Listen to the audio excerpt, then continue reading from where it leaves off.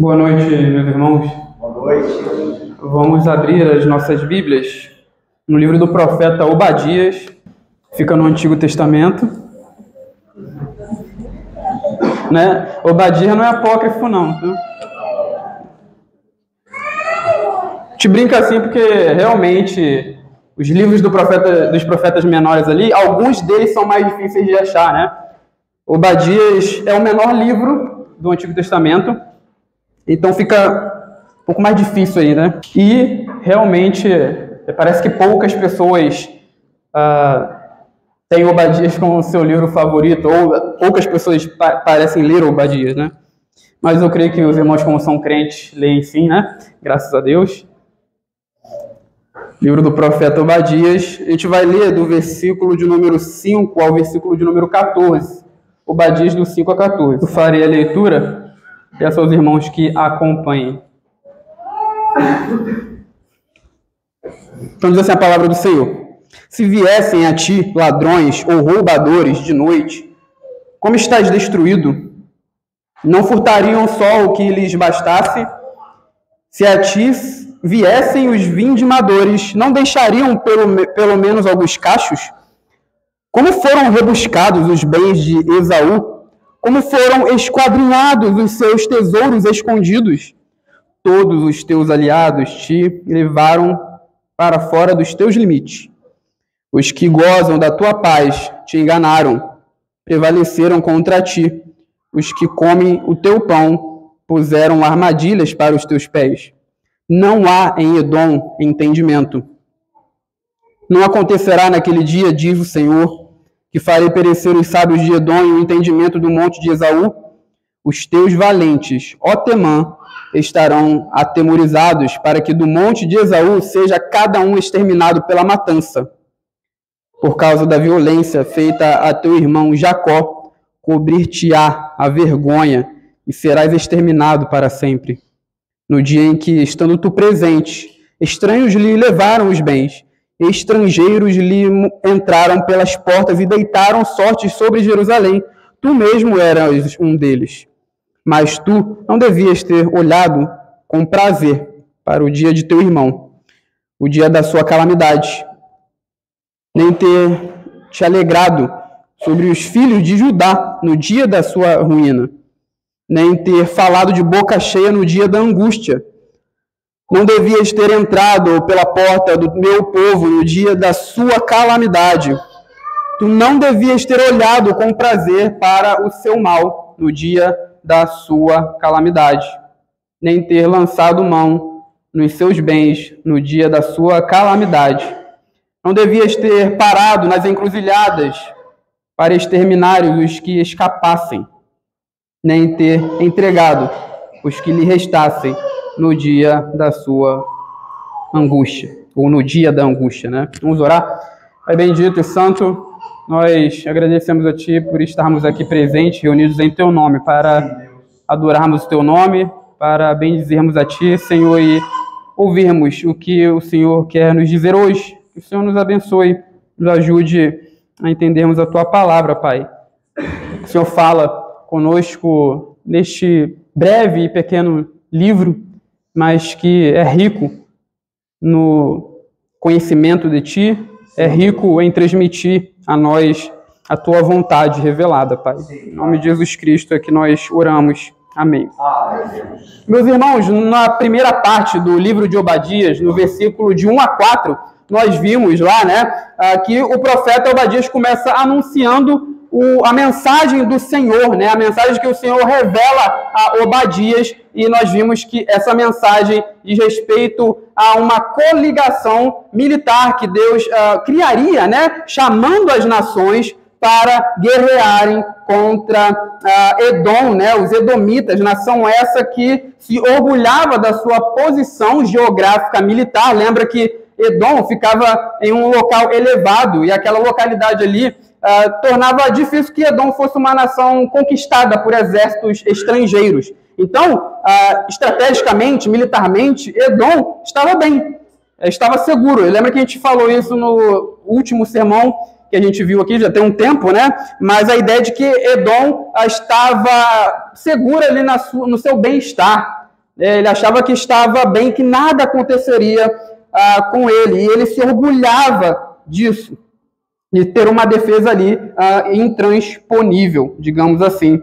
Mas Edom deixou que a sua soberba o enganasse, como fala aí o versículo, né, de número 3, a soberba do teu coração te enganou, e agora a ruína de Edom, a futura ruína dessa nação, será anunciada. E Deus, ele primeiramente começa aí, em primeiro lugar, no versículo 5 a 9, falando da ruína de Edom, que consiste em perda total dos bens.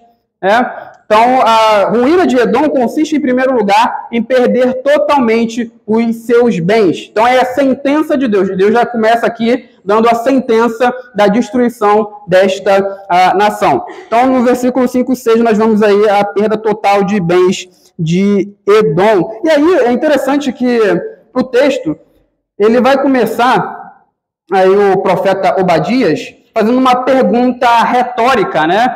Ele começa dizendo aí, se viessem a ti ladrões ou roubadores de noite, aí ele abre um parênteses aqui, né? Para trazer um lamento, isso aqui é uma expressão de lamento ou horror, como estás destruído, não furtariam só o que lhes bastasse. Então, veja que Deus aqui, por meio do profeta Obadias, ele traz uma situação hipotética. Se roubadores, se saqueadores entrassem aí na nação de vocês, eles não roubariam somente aquilo que lhes bastasse. Então aqui é uma situação hipotética de pilhagem, de saque nacional. Por que Deus começa falando isso aqui? Por que Deus traz esse cenário hipotético? Porque Edom, meus irmãos, estava, como a gente falou, né, numa posição estratégica boa, militar, mas também a localização geográfica de Edom trazia benefícios no sentido de comércio para aquela nação, porque era necessário passar por Edom, era um caminho fácil ali para entrar na terra de Canaã. Tanto é que em Números, capítulo 20, versículo 17, nós vemos que Israel, quando estava caminhando ali, tentando passar para a terra de Canaã, ele pede autorização aos edomitas para que passassem pela sua terra, mas os edomitas não deixam. Tanto é que lá o texto fala que eles saíram com o exército de Edom para não deixar Israel passar. E aí é interessante que essa posição ali trazia favores, ou favorecia, digamos assim, Edom no comércio terrestre. Edom também estava numa localização, numa posição que favorecia o seu comércio marítimo. Isso aparece lá em 1 dos Reis 9, 26 a 28, e também a região daquela nação era coberta de cobre, e isso fazia com que a nação de Edom fosse sujeita a sofrer saques também. Então, por isso que Deus, ele traz aqui esse cenário hipotético de uma pilhagem nacional. Só que é interessante que perceba que Deus fala que se esses saqueadores entrassem na nação, eles roubariam somente aquilo que é suficiente. São ladrões aqui que tem um tipo de maldade limitada, um tipo de maldade que tem limites. Então, a gente sabe que existem vários tipos de pessoas más, algumas delas são mais limitadas na sua maldade, outras não. Outras cometem crimes hediondos. E Deus, então, aqui ele traz esse cenário hipotético para mostrar que esses saqueadores eles têm uma maldade limitada, diferente de Edom.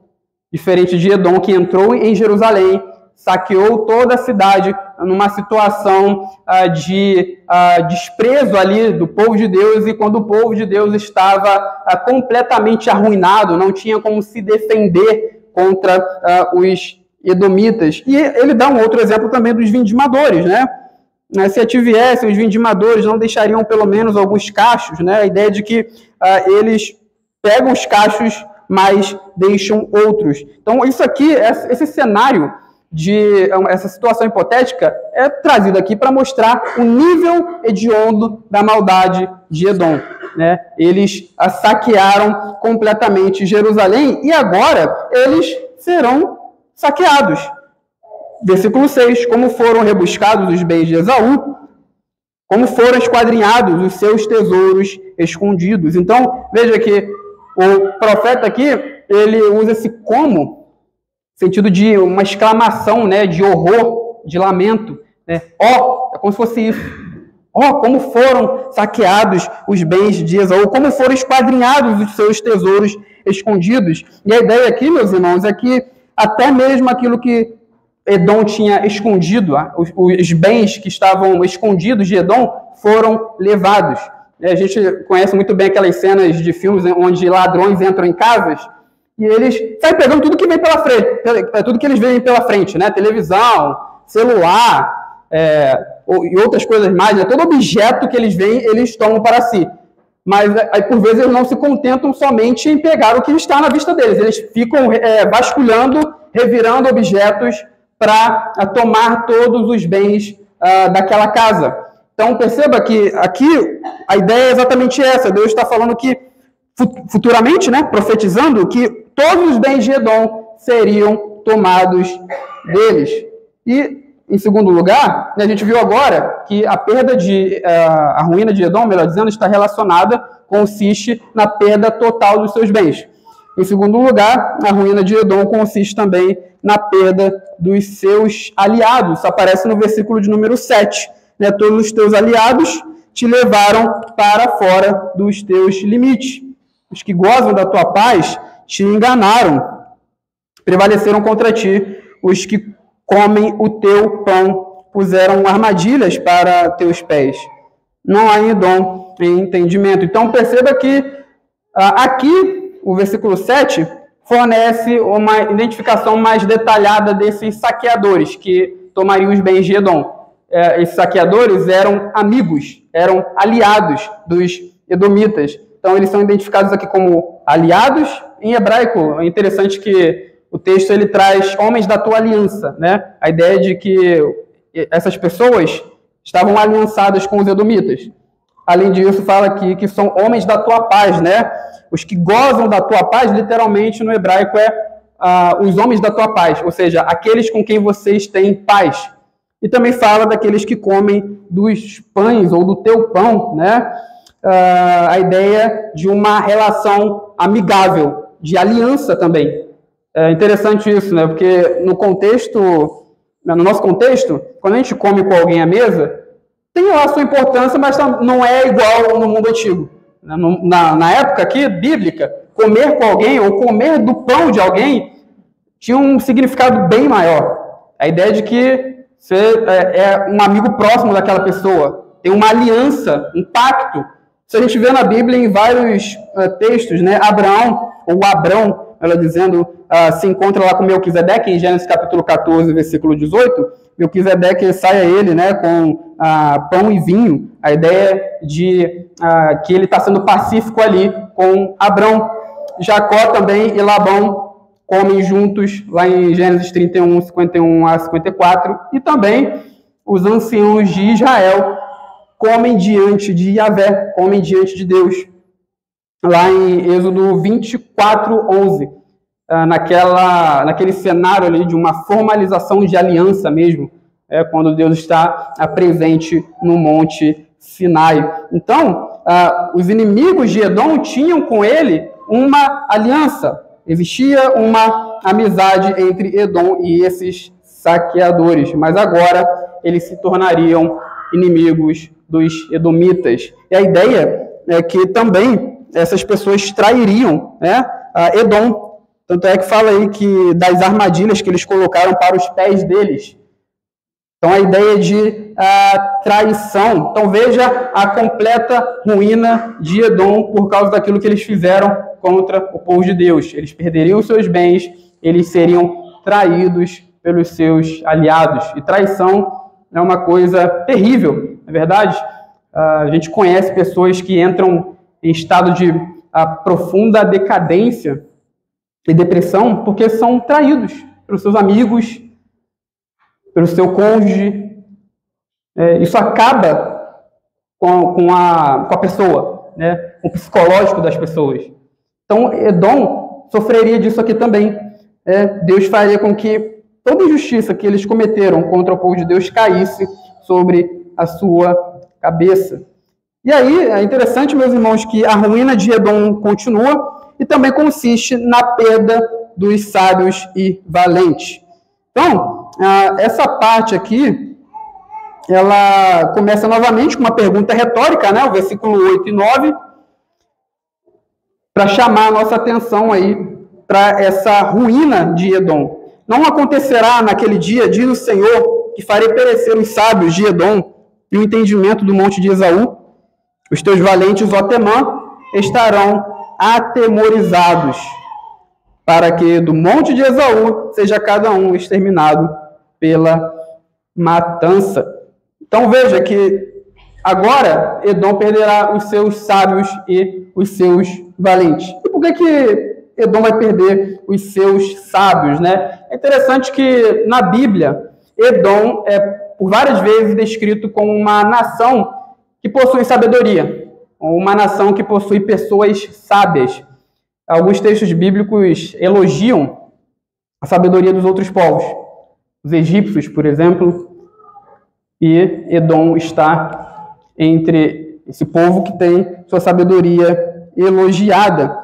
Inclusive, o Jó bíblico, do livro de Jó, ele provavelmente era um edomita, porque lá o texto fala, né, que Jó ele era da terra de Uz, uma terra que tinha uma associação, está associada biblicamente com Edom.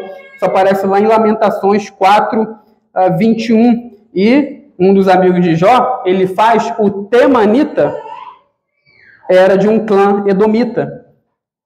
Então, isso aparece também em Jó 2, 11.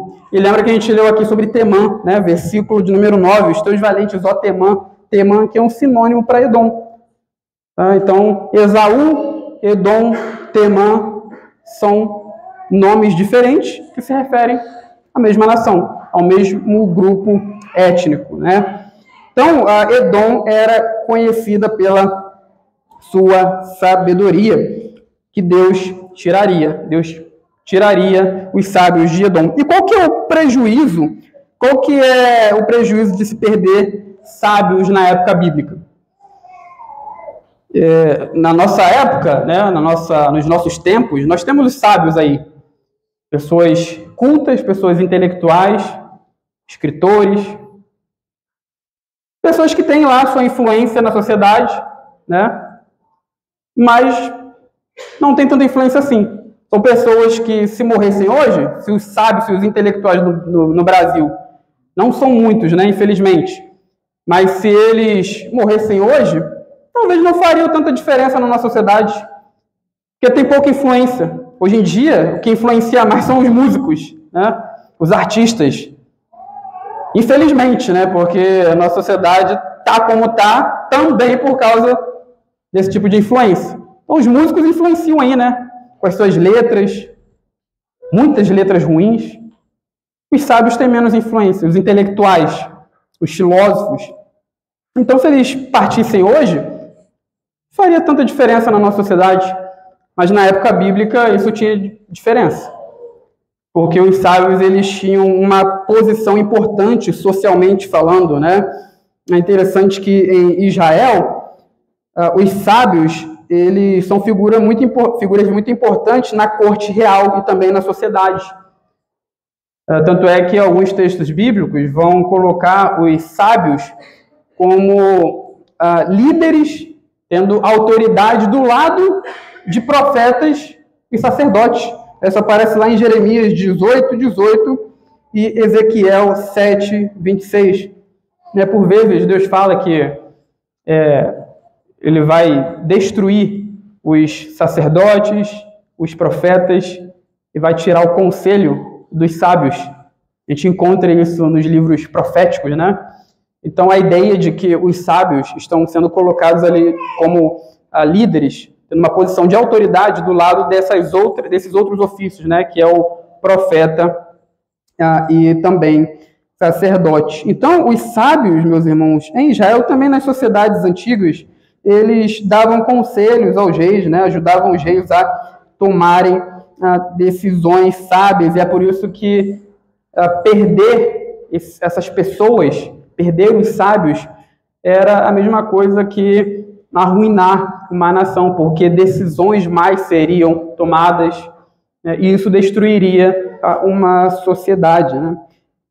E aí, por isso que esses sábios são muito importantes. E nós temos também aqui a declaração de Deus que ele vai tirar os valentes, né? Ou dar temor aos valentes. A ideia de valentes aí é soldados. Então, os soldados estarão com medo. Eles não terão capacidade psicológica para defender Edom, possibilitando, então, a permanência desta nação. E aqui, meus irmãos, nós abrimos para uma lição. Meus irmãos, Deus age aqui na ruína, ao arruinar, ao destruir Edom, como justo juiz. Ele é aquele que é o justo juiz e que julga as causas do seu povo. Ele vinga as causas do seu povo, né? No Salmo 94, verso de número 1, chama Deus de Deus das vinganças. Então, é interessante, né? Um dos títulos de Deus é vingador. Nós recebemos da parte dele a ordem de não nos vingarmos a nós mesmos. Mas ele sim, né? Ele tem autoridade de nos dar a vingança, de fazer justiça àqueles que sofrem, àqueles que padecem nas mãos de pessoas violentas, nas mãos de autoritários, né? Então, Deus aqui ele age como justo juiz e julga as causas do seu povo. O mundo se levanta contra nós e se aproveita das nossas virtudes, pressupondo corretamente que não iremos revidar em ocasião em que somos atacados, né?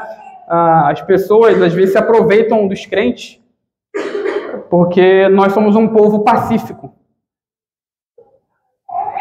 Eles sabem que para nós, né, revidar a maldade feita é algo errado, é pecado. Porque o nosso Senhor Jesus nos ensinou assim. Então as pessoas se aproveitam, né, da bondade do crente, da bondade do povo de Deus, que a gente não revida. Se a gente agisse igual o Islã, aí ninguém revidava, né? Por que ninguém usa essa maldade com os muçulmanos?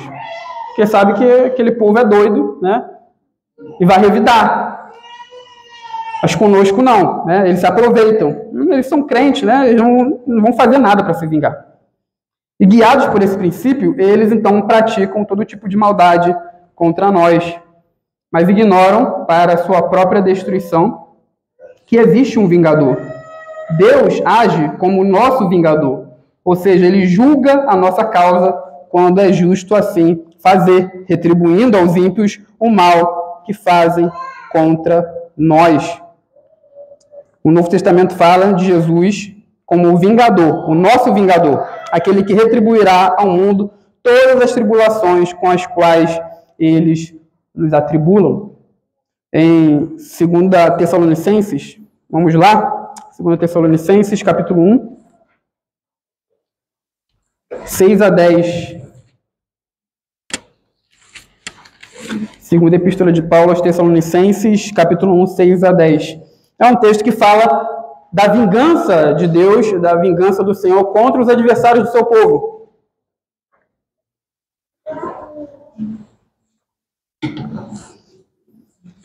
Então diz assim: se de fato é justo para com Deus que ele dê em paga tribulação aos que vos atribulam, e a vós outros que sois atribulados, alívio, juntamente conosco, quando do céu se manifestar o Senhor Jesus com os anjos do seu poder, em chama de fogo, tomando vingança contra os que não conhecem a Deus e contra os que não obedecem ao Evangelho de nosso Senhor Jesus.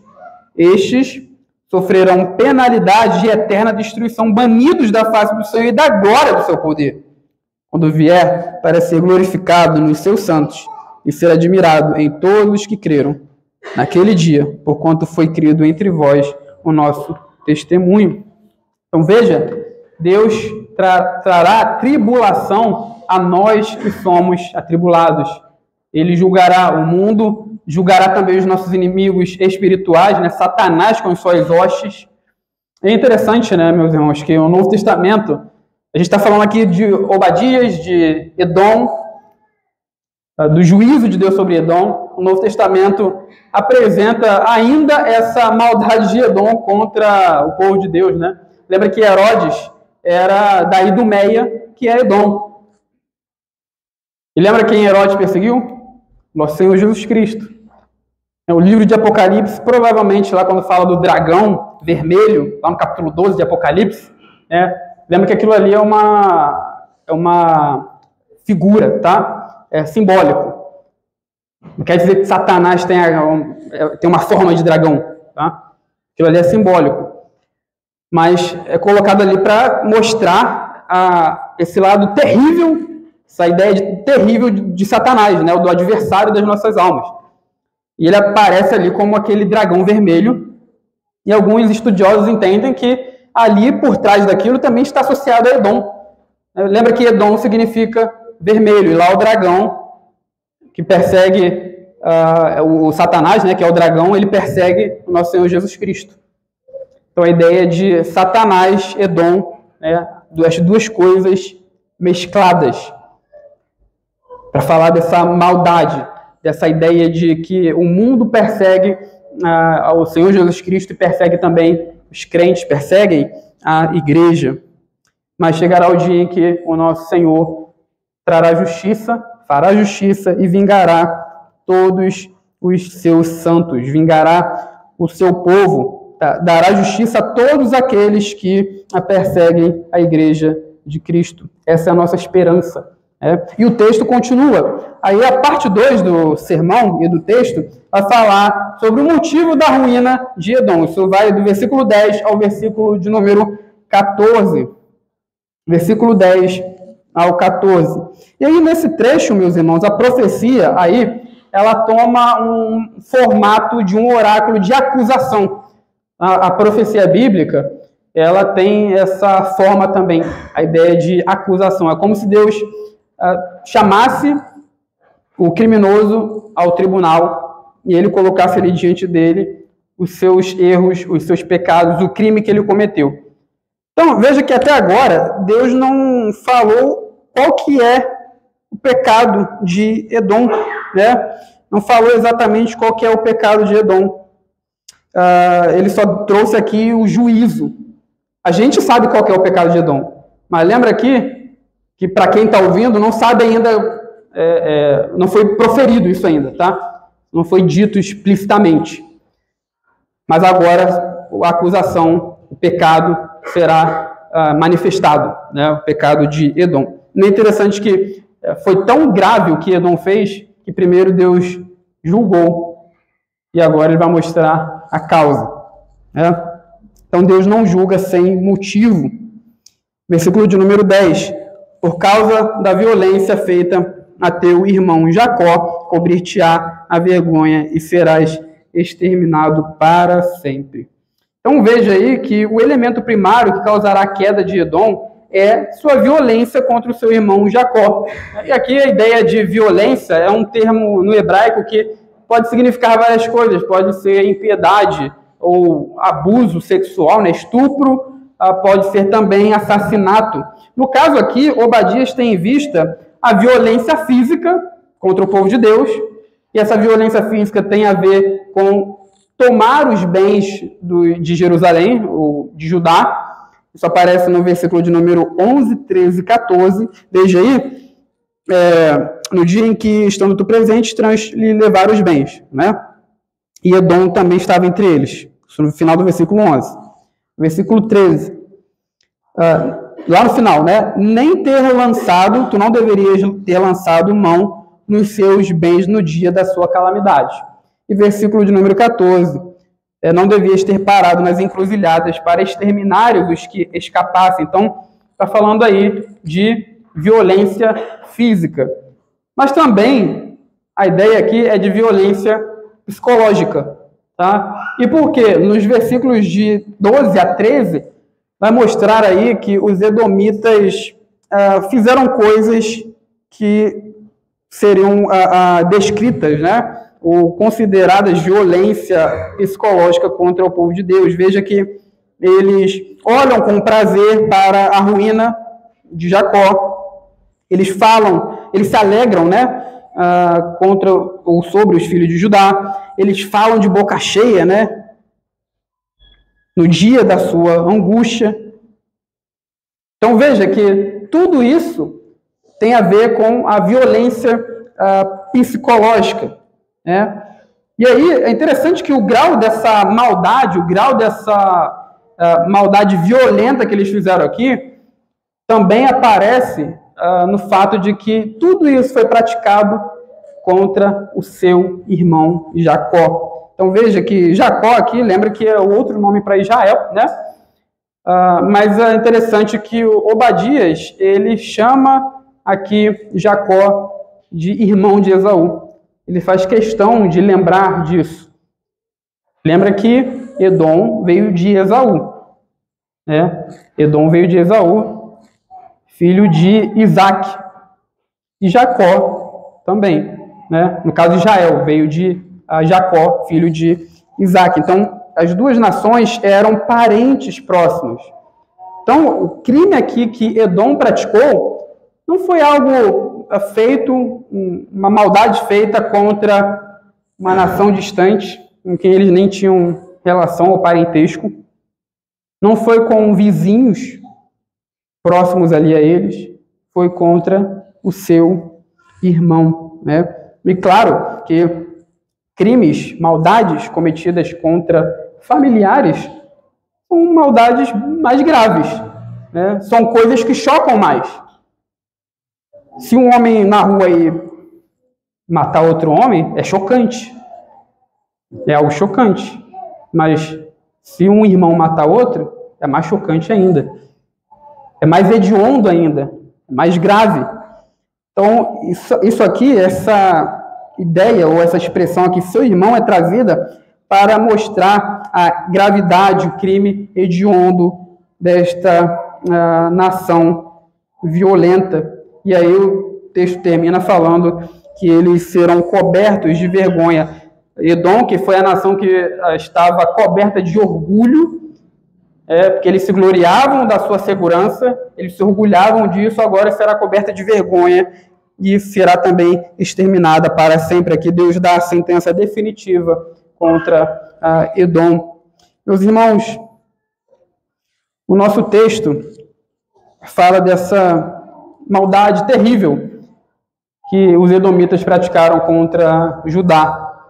E essa conduta deles, na ocasião da queda de Jerusalém, foi algo que deixou marcas profundas sobre o povo de Deus. Isso foi lembrado em outros lugares da Bíblia.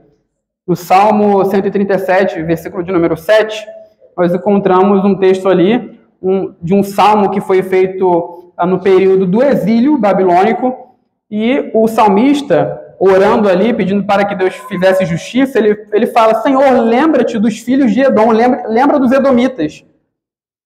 Porque no dia que Jerusalém caiu, eles gritaram: arrasai a cidade. Eles pediram para que a cidade fosse completamente destruída. Então, Senhor, lembra deles, faça justiça. Então veja como isso deixou marcas profundas sobre o povo de Deus. Além disso, esse pecado de Edom foi censurado em vários outros lugares da Bíblia.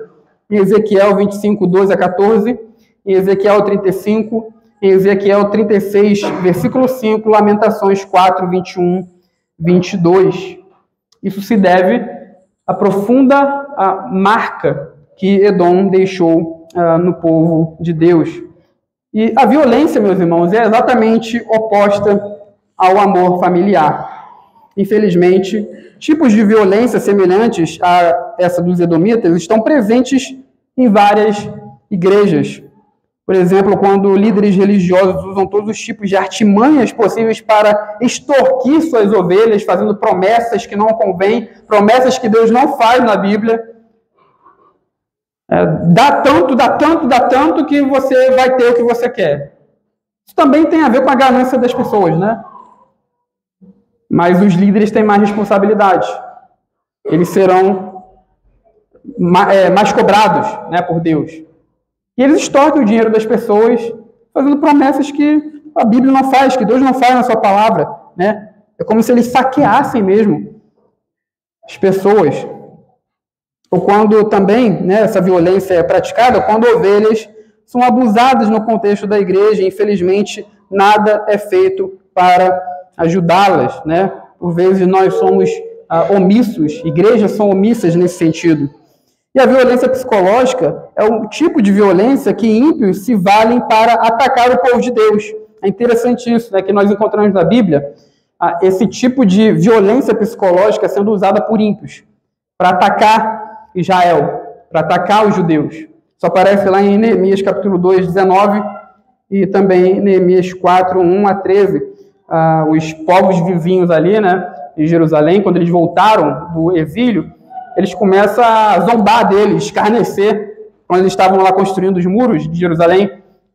Aí eles tentam escarnecer dos judeus para que eles parem a construção dos muros. Ou seja, eles queriam atingir eles psicologicamente falando. E também o nosso Senhor Jesus foi escarnecido, né, pelos que o queriam matar. Lembra que Jesus, diante do Sinédrio, depois que ele confessa que é realmente o Cristo, as pessoas ali começam a bater nele e a zombar dele, né? Falam lá, você não é profeta, profetiza, quem é que te bateu? Aquilo ali é um tipo de zombaria, como o texto lá deixa claro.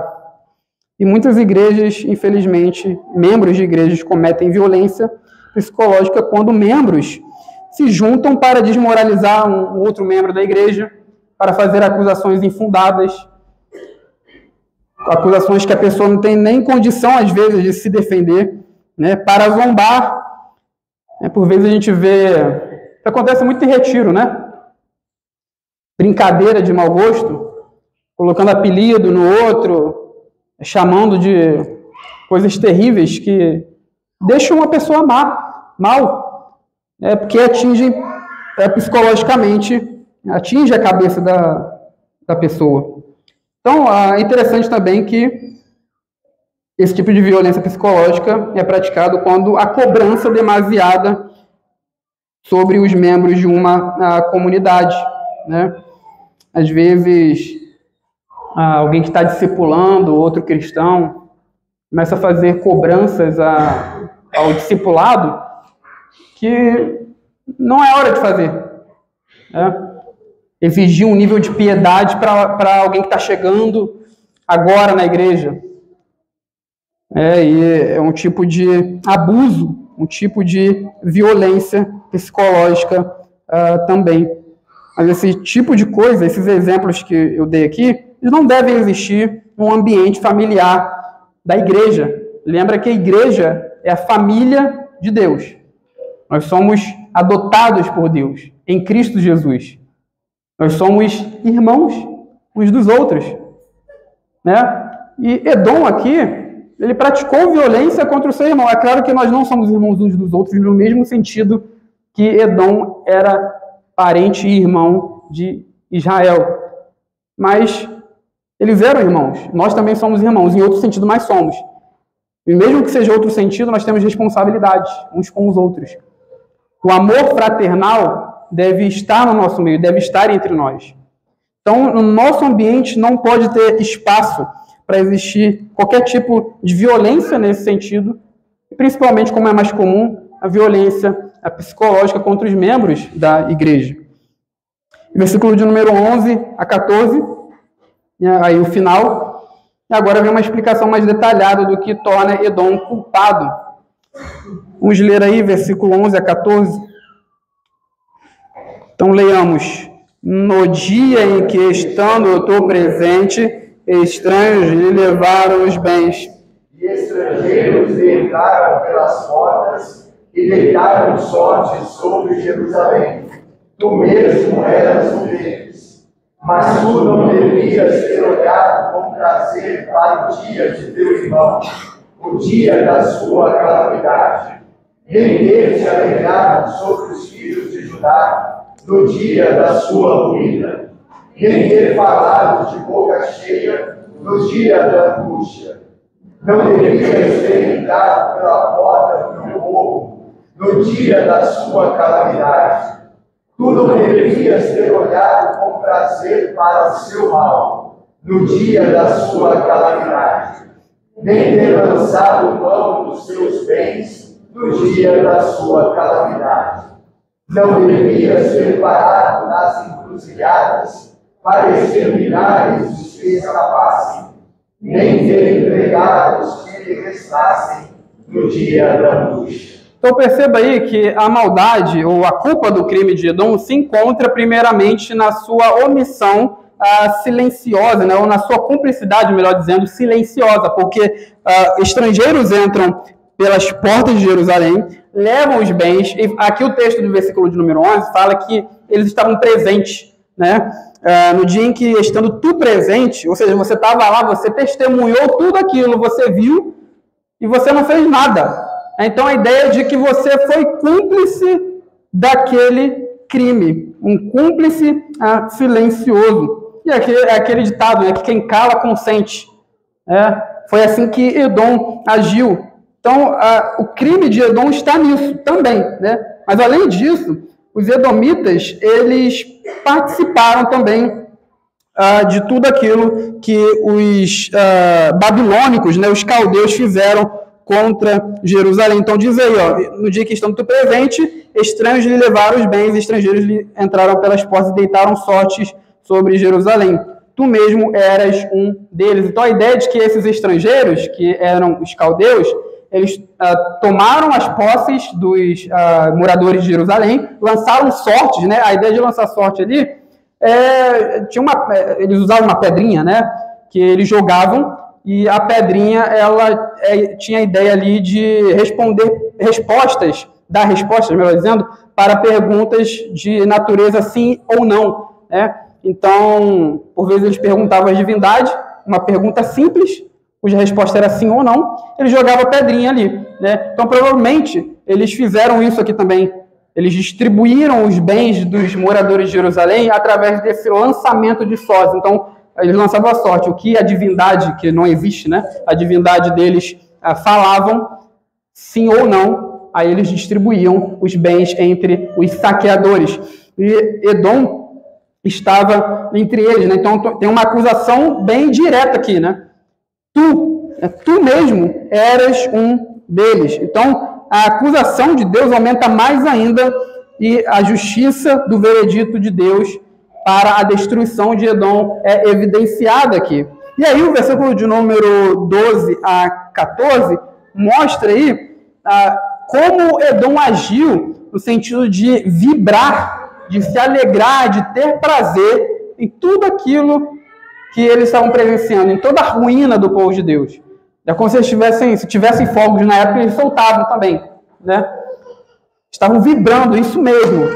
Isso aí, é para destruir tudo isso daí. Vamos tomar todos os bens que nós conseguimos encontrar aqui, se alegrando ali com a destruição do povo de Deus. E é interessante, meus irmãos, que há uma repetição aqui, né?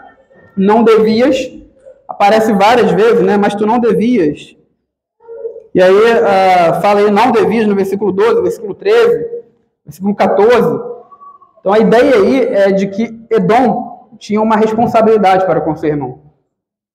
Mas eles não agiram de acordo com essa responsabilidade. Era para eles fazerem uma coisa, eles fizeram outra. Era para eles terem protegido, né, seu irmão, e eles agiram em cumplicidade com os estrangeiros que invadiram Judá.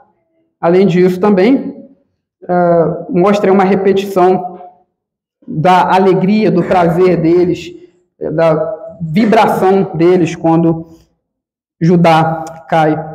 E aí, meus irmãos, o que nós aprendemos aqui? É que esse texto aqui nos fala sobre fraternidade, né?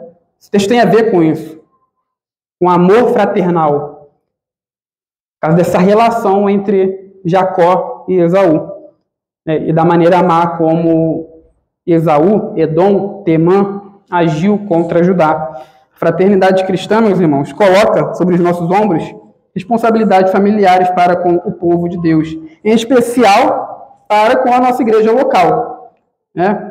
Nós sabemos que há outros irmãos nossos espalhados pelo mundo. Nós temos responsabilidades com eles? Temos, mas a nossa responsabilidade primária é com a nossa igreja local, que está perto aqui, né? Eu posso fazer mais coisa aqui do que, por exemplo, lá no sul do país, né? Aconteceu aquela tragédia terrível lá, né? No sul do nosso país. A gente pode ajudar, pode, mas a minha responsabilidade primeira é aqui, né? É aquilo, né? Tem gente que quer evangelizar lá a África, não faz nada aqui, não faz nada onde ele mora, né? Então a ideia de que a nossa responsabilidade é na nossa igreja local. Por vezes nós somos omissos em nossa fraternidade. Como Edom, presenciamos a maldade feita aos nossos irmãos na fé, ou presenciamos a sua necessidade, né?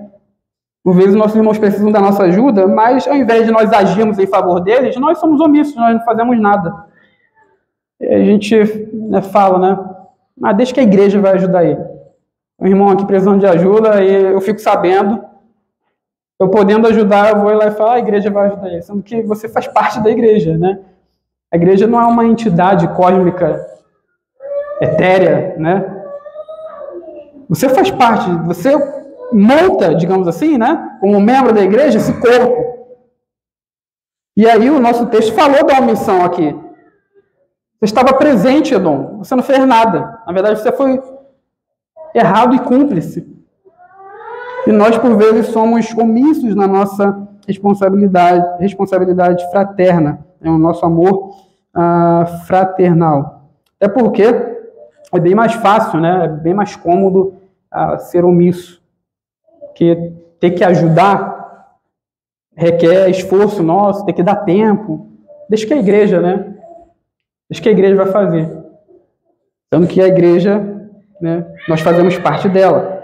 E é interessante que no Novo Testamento, Tiago, irmão do Senhor, nos ensina a como tratarmos o irmão que precisa de ajuda, né? Ele nos orienta, nos instrui a não sermos omissos. O seu exemplo nos fornece uma maneira de sermos diligentes e não sermos omissos. Isso aparece lá em Tiago, capítulo 2, versículo de número 15 a 16. Eu vou resumir.